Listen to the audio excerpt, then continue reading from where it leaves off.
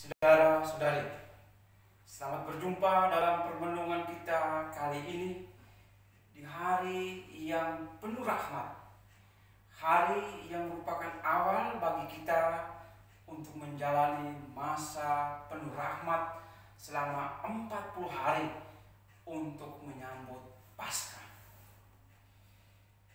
Saudara-saudari, sebelum memasuki pekan suci, gereja memberi kesempatan kepada umat Katolik, kepada kita semua untuk menjalani suatu persiapan yang disebut sebagai masa Prapaskah.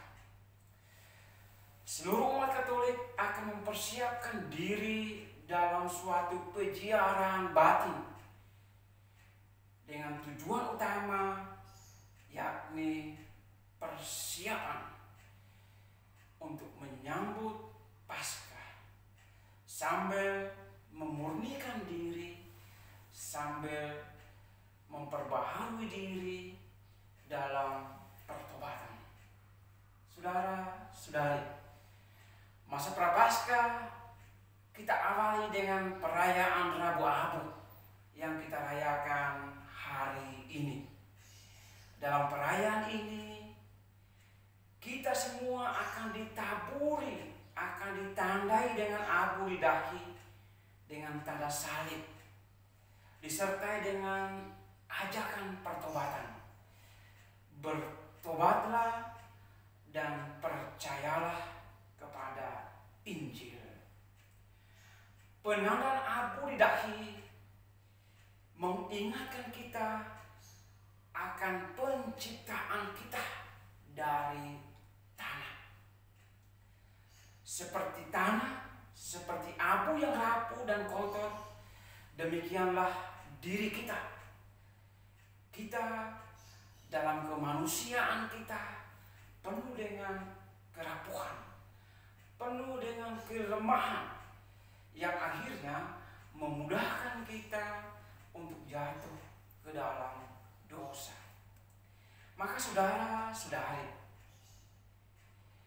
di hari Rabu Abu ini, selain kita diingatkan akan identitas kemanusiaan kita yang rapuh, kita juga dikuatkan melalui penandaan dengan tanda salib di dahi.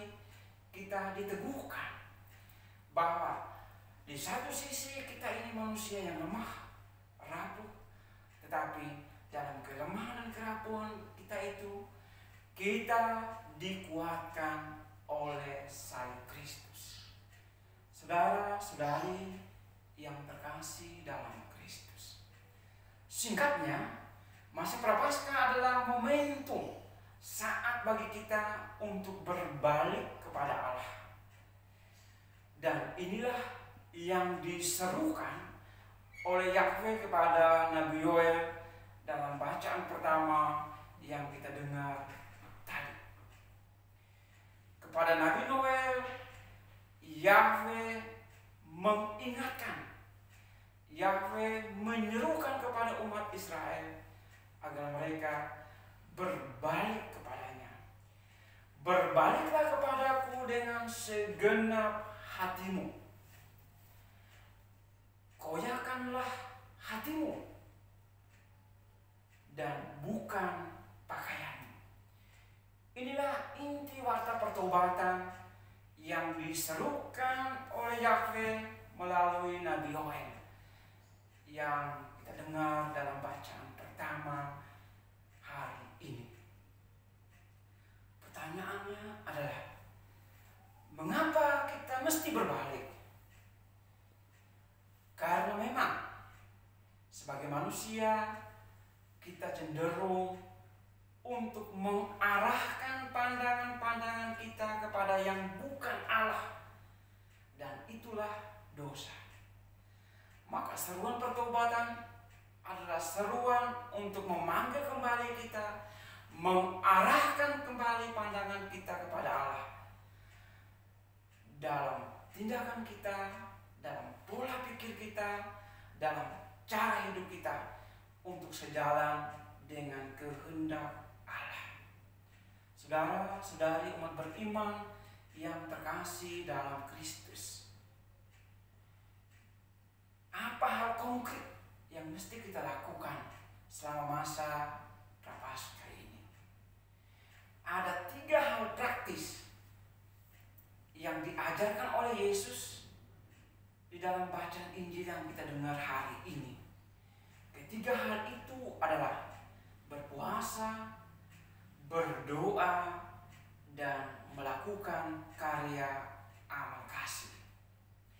2 hal pertama, yakni berdoa dan berpuasa, adalah hal yang sifatnya pribadi, adalah pembenahan diri secara personal dari dalam.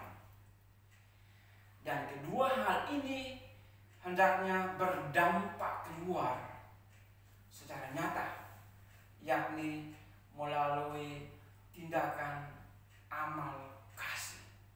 Artinya apa?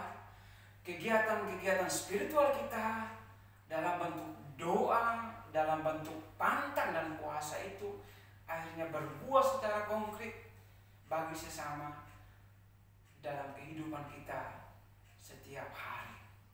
Saudara-saudari yang terkasih dalam Kristus, gereja mengatur norma, aturan tentang puasa dan pantang. Puasa secara sederhana digambarkan begini: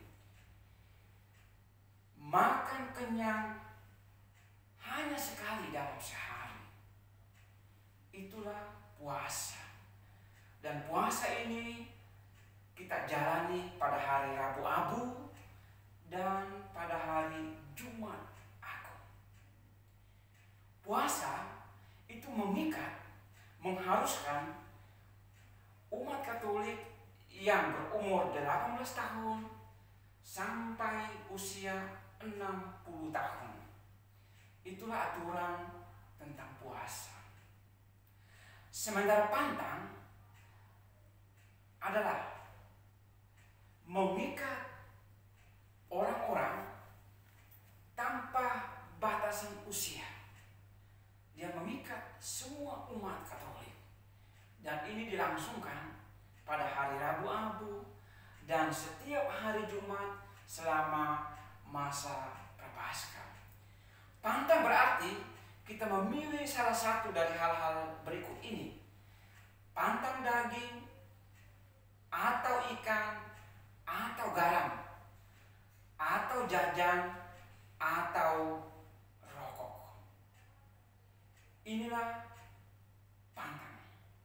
Dan dia mengikat orang-orang umat Katolik yang mulai berumur 14 tahun ke atas. Saudara-saudari yang terkasih dalam Kristus, kita akan menjalani masa-masa retret agung, masa-masa persiapan kita. Maka selamat menjalani masa yang penuh rahmat ini dengan puasa, pantang, dan karya amal kasih. Apa yang diatur oleh gereja ini sangat minimal. Itu berarti kita diberi kesempatan, kita diberi tempat yang seluas-luasnya untuk berbuat lebih dari hal yang standar tadi, agar kita bisa dengan hati riang, dengan batin yang siap untuk menerima rahmat Tuhan, karya penyelamatan Allah dalam diri Yesus yang akan kita rayakan dalam misteri Paskah. Selamat memasuki masa Prapaskah. Selamat berpantang dan berpuasa. Semoga ketulusan dan kasih kita dalam pertobatan yang sejati ini menghantar kita kepada keselamatan. Amin.